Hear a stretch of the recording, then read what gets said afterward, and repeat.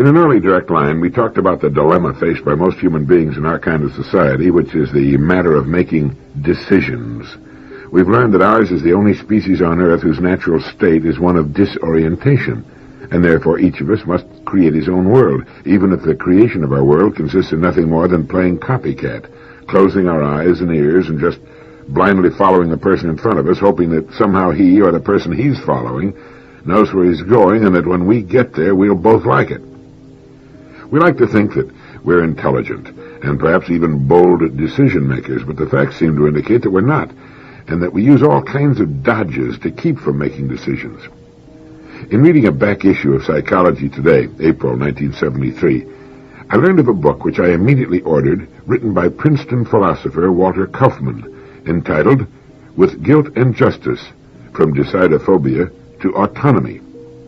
Now, in this book, with a long title, obviously the result of many years of thoughtful study and research and a lot of independent thinking, Kaufmann lists and explains 10 major cop-outs most of us use to keep from making decisions, and which makes us decidophobes. Decidophobia is simply the fear of making decisions. He lists as the most common form of this malady, which robs us of our freedom and opportunity, plain everyday drifting. We go through the motions day after day. We get up, get dressed, go to work, on the job and off. We simply let the tide take us as it has in the past. Kaufmann calls that Type A drifting. Type B drifting is a fooler. It's the kind of drifting people do who pretend they don't belong to Type A. He, the Type B drifter, tries to give the impression that he is in revolt against the so-called status quo that he sees about him on every side, and he drops out of life. He lives from moment to moment, day to day, letting chance decide the direction of his life. Now, this is simply another form of drifting, another cop-out, another way of avoiding the agony of making meaningful, faithful decisions. This type conforms as rigidly to his group of failures, in his dress or lack of it, his hair, his walk, his talk, his attitudes, as the Type A drifter conforms to his. The whole thing is a studied and thus tense acting job, all for the sake of avoiding decisions and taking charge of one's own life. He goes on to point out that religion has for centuries been mankind's number one strategy for avoiding decisions. We don't even have to decide which of the many religions and sects to choose. Our parents usually make the choice for us, just as their parents made the choice for them. We are confirmed in that faith at an early age, long before we have anything even approaching the powers of intelligent choice, and we simply grow up in it. Now we have all the shall-nots and shalls we need, and every week we have an official of our faith to tell us what we should be doing and how we should be living our lives. Now, this is not always the case, of course. Many people have chosen their own religions for important reasons and have found meaning and satisfaction in doing so. But the great multitude simply moves up another notch on the generation bracket, just as it does with its political party and other prejudices. After religion comes the Type A and Type B drifters that I mentioned. Incidentally, it seems that in order to be a drifter, many people require a regular supply of alcohol, drugs, or tranquilizers to keep their minds below the threshold of the window through which they might get a clear view of themselves and their meaningless lives. Kaufmann refers to these people as being inauthentic. And it seems that when just plain drifting brings about a feeling of hopelessness, this type will join a movement of some kind. When a person lacks identity within himself, he will often strive to find it in an organization of some sort which will take over the decision-making role. But do as I've done. Order the book and read it. It'll give you a much clearer insight into your decisions of the past, and you'll recall that it's by examining our decisions that we can come to know ourselves. What we're seeking, as Professor Kaufmann of Princeton points out, is autonomy, authenticity as sovereign persons. An autonomous person avoids all 10 strategies. He does not treat his own conclusions and decisions as authoritative or necessarily best, but chooses with his eyes open and then keeps them open, Kaufmann says. He has the courage to admit that he may be wrong, even about matters of the greatest importance. He objects to the 10 strategies in the book, not on account of their supposed psychological origins, but because they preclude uninhibited self-criticism. Now, there are some well-known people who've resisted all 10 strategies and lived autonomous lives. The most outstanding examples from the long history of Western philosophy are Socrates and Nietzsche. And Kaufmann cites as a perfect modern example of the completely autonomous person, one who exhibits the most awesome courage, Alexander Solzhenitsyn. Rarely has it been so difficult for any man to stand alone, utterly alone, without any prop of any kind. His great books, The First Circle, Cancer Ward, Solzhenitsyn, a documentary record, in August 1914, show how he succeeded in resisting all 10 temptations, making one fateful decision after another against seemingly insuperable odds. His life is autonomy in action. I have read Solzhenitsyn's books, and I consider them to be among the most important in my library, and I recommend them to you. How does one go about making decisions on his own, decisions calculated to bring him face to face with the best possible life for him? He goes by his gut feelings.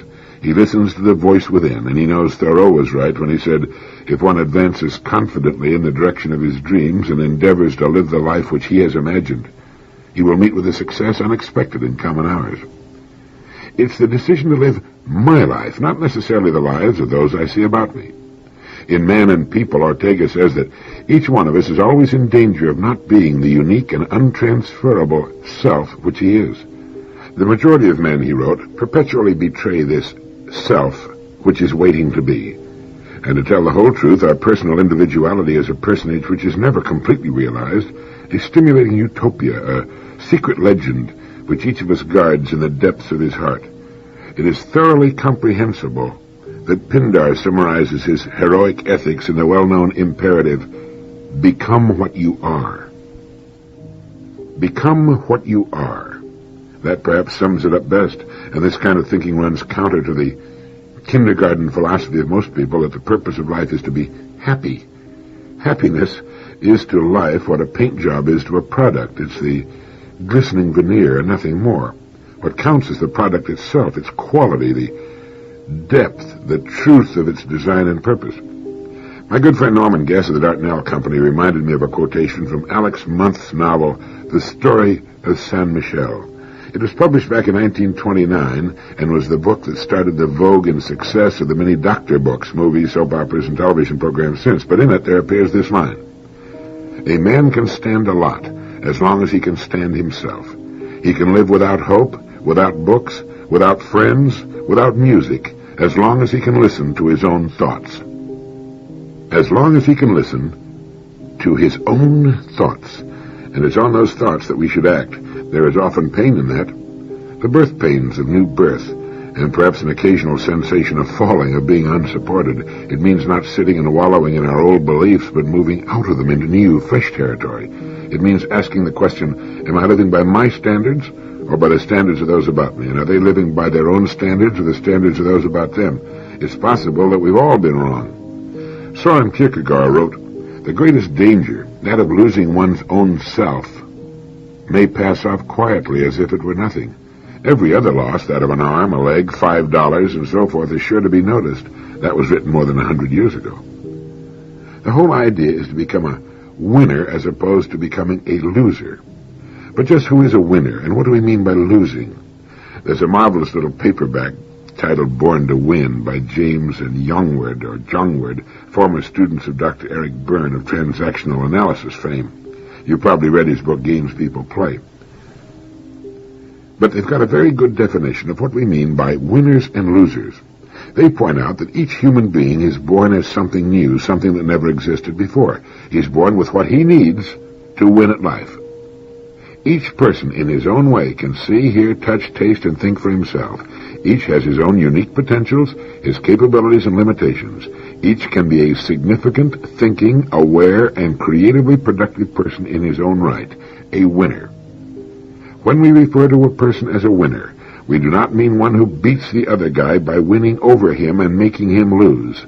To us, a winner is one who responds authentically by being credible, trustworthy, responsive, and genuine, both as an individual and as a member of society, they write. A loser is one who fails to respond authentically. Few people are 100% winners or 100% losers. It's a matter of degree. However, once a person is on the road to being a winner, his chances are greater for becoming even more so. Winners have different potentials. Achievement is not the most important thing. Authenticity is. The authentic person experiences the reality of himself by knowing himself, being himself, and becoming a credible, responsive person. He actualizes his own unprecedented uniqueness and appreciates the uniqueness of others. They go on to write, he does not dedicate his life to a concept of what he imagines he should be. Rather, he is himself, and as such he does not use his energy putting on a performance, maintaining pretense, and manipulating others into his games. A winner can reveal himself instead of projecting images that please, provoke, or entice others. He's aware that there's a difference between being loving and acting loving, between being stupid and acting stupid, between being knowledgeable and acting knowledgeable. He does not need to hide behind a mask. He throws off unrealistic self-images of inferiority or superiority. Autonomy does not frighten a winner. Autonomy does not frighten a winner. It does not frighten a Solzhenitsyn, a Socrates. The ridiculous Watergate affair, which exposed to Americans and the world the venal inner workings of politics, would never have happened in the first place if a few insiders had had the guts to stand up and act like winners. In the book Born to Win, it's pointed out that everyone has moments of autonomy, if only fleeting. However, a winner is able to sustain his autonomy over ever-increasing periods of time. He may lose ground occasionally, he may even fail, yet in spite of setbacks, a winner maintains a basic faith in himself. A winner is not afraid to do his own thinking and to use his own knowledge. He can separate facts from opinion and doesn't pretend to have all the answers. He listens to others, evaluates what they say, but comes to his own conclusions. And while he can admire and respect other people, he's not totally defined, demolished, bound, or awed by them. A winner does not play helpless, nor does he play the blaming game. Instead, he assumes responsibility for his own life. He does not give others a false authority over him. He's his own boss and knows it. A winner's timing is right. He responds appropriately to the situation. His response is appropriate when it is related to the message sent and preserves the significance, worth, well-being, and dignity of the people involved. He knows that for everything there is a season, and for every activity a time to be aggressive and a time to be passive, a time to be together and a time to be alone, a time to fight and a time to love, a time to work and a time to play, a time to cry and a time to laugh, a time to confront and a time to withdraw, a time to speak and a time to be silent, a time to hurry and a time to wait. In describing losers, James and John would write, although people are born to win, they're also born helpless and totally dependent on their environment. Winners successfully make the transition from total helplessness to independence, and then to interdependence. Losers do not. Somewhere along the line, they begin to avoid becoming self-responsible. Their winning or losing is influenced by what happens to them in childhood. A lack of response to dependency needs, poor nutrition, brutality, unhappy relationships, disease, continuing disappointment, inadequate physical care, and traumatic events are among the many experiences that contribute to making people losers. Such experiences interrupt, deter, or prevent the normal progress toward autonomy and self-actualization. To cope with negative experiences, a child learns to manipulate himself and others, and these manipulative techniques are hard to give up later in life and often become set patterns. A winner works to shed them. A loser hangs on to them. Some losers speak of themselves as successful but anxious, successful but trapped, or successful but unhappy. Others speak of themselves as totally beaten, without purpose, unable to move, half dead, or bored to death. A loser may not recognize that, for the most part, he's been building his own cage and digging his own grave, and is a bore to himself. A loser seldom lives in the present. He destroys the present by occupying his mind with past memories or future expectations. When the loser lives in the past, he dwells on the good old days or his past misfortunes.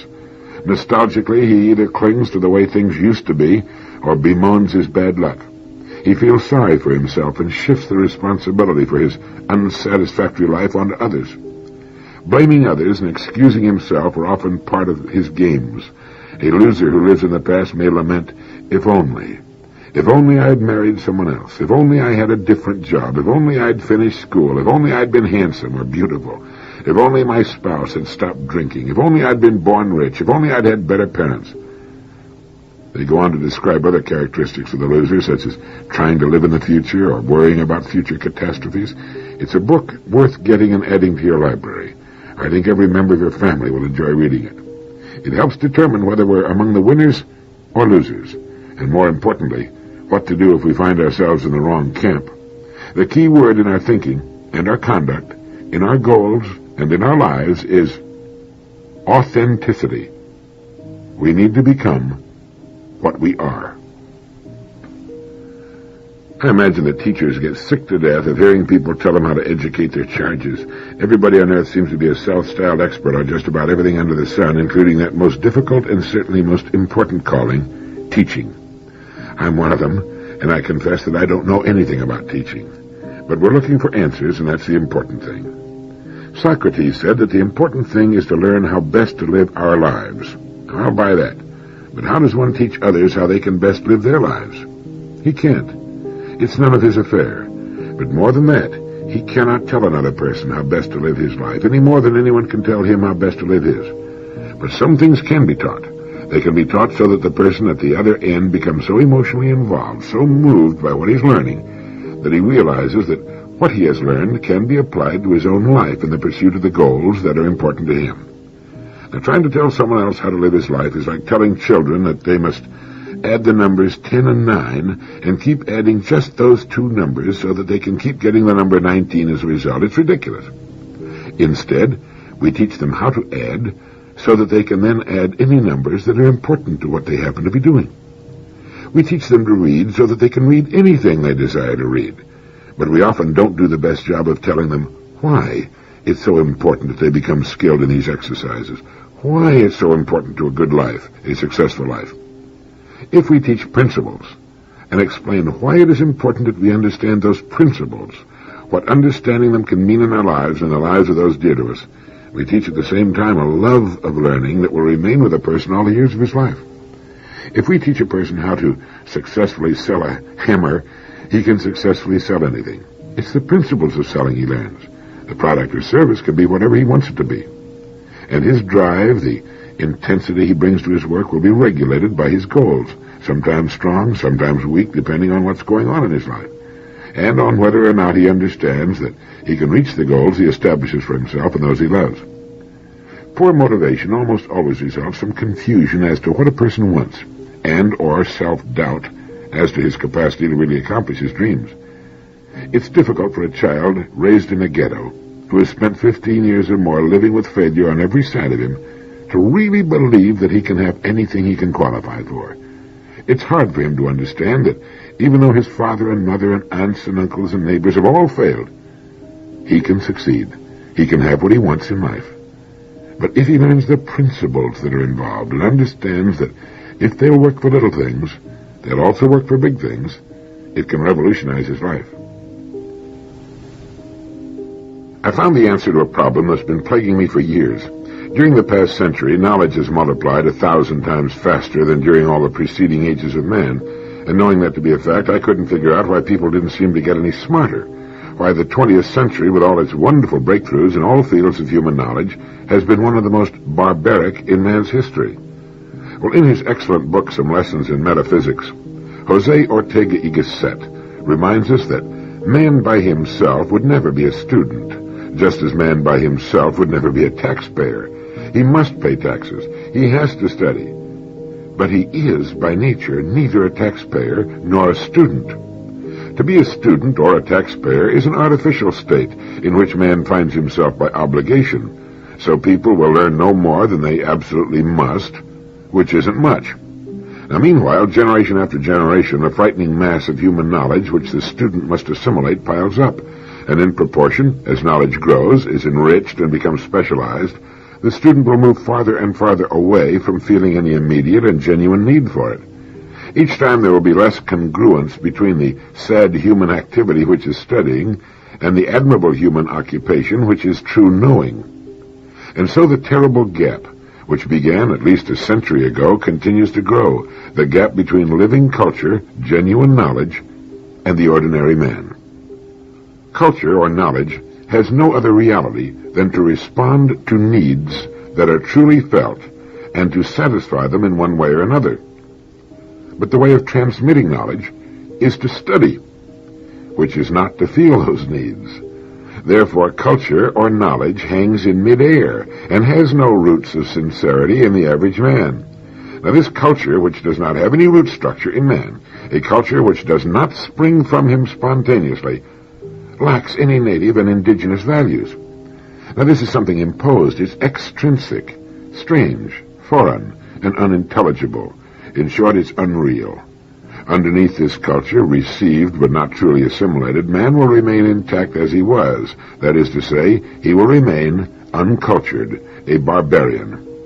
And when the process of knowing was shorter, more elemental, and more organic, it came closer to being felt by the common man, who then assimilated it, recreated it, and revitalized it within himself. This explains the colossal paradox of these decades, that an enormous progress in terms of culture should have produced a man of the type we now have, a man indisputably more barbarous than was the man of 100 years ago, and that this acculturation, this accumulation of culture, should produce, paradoxically but automatically, humanity's return to barbarism. To say the problem might be solved by not studying at all would not be to solve the problem, but to ignore it. If a whole generation should cease to study, 9/10 of the human race then alive would die a violent death. To solve the problem will take a deep reform of study and the student. In order to achieve this, one must turn teaching completely around. Primarily and fundamentally, teaching must be the teaching of a need for the science, and not the teaching of the science itself, whose need the student doesn't feel. But that's why we don't get smarter. I have an interesting question for you here. What is life? This might be a question you'd like to bring up at the dinner table with the kids. What is life? Do you have a pretty good answer? There is a good one, and it was given to us by the same Jose Ortega y Gasset. It appears in his book, Some Lessons in Metaphysics, which we recommend. That's a book I think every thinking person should read 10 or 15 times, and I know you'll enjoy it. He wrote, "What then is life? Do not search far afield. Do not try to recall learned expressions of wisdom. The fundamental truths must be always at hand, for only thus are they fundamental. Those that one must go forth to seek are the ones that are found only in a single place, the particular, localized, provincial truths, the truths in a corner, not the basic ones. Life is what we are and what we do. It is, then, of all things, the closest to each one of us. Put a hand on it, and it will let itself be grasped like a tame bird. You can read for 20 years and not come up with something as true and basic and marvelous as that. Life is what we are and what we do. Life is what we do and what happens to us. Life is always a now, and it consists of what now is. The past and the future of your life have reality only in the now, and this is thanks to the fact that you now remember your past or anticipate your future. And in this sense, life is pure actuality. It is punctual, a point in the present, which contains all our past and all our future." And then Gasset would say to his students at the University of Madrid, "The purpose of these lessons is no other than to incite each of you to take care of your life, for you have only one, and that one is composed of a given number, a very limited number, of instants, of nows. To use that number badly is to destroy it, to kill a bit of your life. Nothing of what we do would be our life if we did not take account of it. Living is that strange, unique reality which has the privilege of existing for its own sake. All living is one's own living, feeling oneself live, knowing oneself to be existing, where knowing does not imply intellectual knowledge or any special wisdom, but is that surprising presence which one's life has for every one of us. Without that knowing, without that awareness, an aching tooth would not hurt us. The stone does not feel itself, nor does it know itself to be a stone. Toward itself, as toward everything else, it is totally blind. Living, on the other hand, is a revelation, a refusal to content oneself with being unless one sees or understands what one is, a become acquainted with oneself. It is the incessant discovery that we make of ourselves and of the world around us. In its very root and heart, living consists in knowing and understanding ourselves, in noticing ourselves and what surrounds us, in being transparent to ourselves.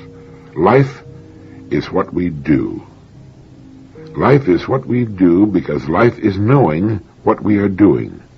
It is, in short, finding ourselves in the world and occupied with the things and the beings of the world. And here's another question you might want to pop on your family at dinner or a friend at lunch. In the billions of years since the Earth's formation, what was the most important thing that ever happened on Earth? I got to thinking about this at lunch the other day, and I think it makes for an interesting topic. What's the most important thing that ever happened on the planet Earth? Do you know? Well, if you think about it for a few minutes, you realize that it was the appearance of man. If it hadn't been for him, no one would ever have known the Earth existed. But we still don't know if the appearance of man was good or bad. Good or bad, that is, from the standpoint of the billions of other creatures on the planet. About 9,000 years ago, man began his first rudimentary civilization with the planting of crops and the domestication of animals. And in all the centuries since that time, he's been growing progressively worse as far as being a neighbor is concerned. Worse to all other living things, including himself. In the Pogo comic strip, one of the characters said, "We have met the enemy, and he is us." But it wasn't until the 20th century that man really showed what he was capable of. With the Industrial Revolution and burgeoning technology, man was able to outdo even himself, with the result that ours has been the bloodiest century in the history of man. Following the communist takeovers in Russia and China and the other countries they've managed to corral into their imperialistic sphere, millions upon millions of men, women, and children have been killed. It's been estimated that 6 million were killed in Russia alone. No one knows how many were slaughtered in China. This was after the Japanese did a pretty good job there themselves. Then came World War II. I'm not mentioning World War I. We were still learning then. In addition to the millions who died as combatants, many more millions of innocent civilians were slaughtered under Hitler and Nazi Germany, perhaps 8 million, maybe more. Since the dawn of this century, and it came in so softly, so quietly, there has been more pure, unadulterated mayhem and slaughter than in any former 10 centuries put together, capped with our own invention of the atomic bomb, which was designed, built, and dropped for the specific purpose of wiping out entire cities the way you wipe out an anthill. Overkill.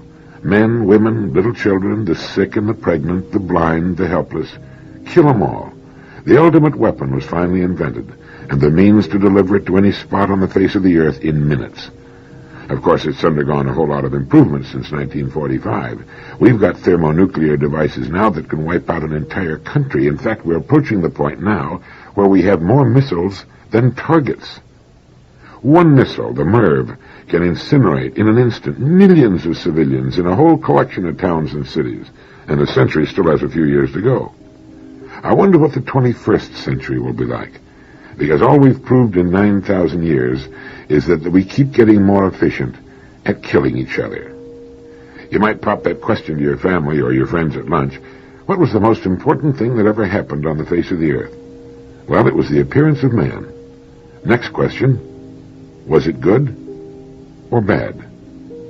From the evidence so far, there's really only one answer to that. In an excellent article for Red Book magazine some time back, a Dr. Sidney M. Gerard, professor of psychology at the University of Florida, and the well-known artist Whitman collaborated on an article entitled "The Fear That Cheats Us of Love." Now, they point out that if we want to be loved, we must disclose ourselves to the other person. If we want to love someone, he must permit us to know him. Now, this would seem obvious, yet most of us spend a great part of our lives hiding our true selves and our true feelings from the other person. Now, why is this so? Well, for a great variety of reasons, some obvious, some not, some sensible, some profoundly harmful. But the most important reason springs from the very nature of the human enterprise itself. Paradoxically, we fail to disclose ourselves to other people because we want so much to be loved.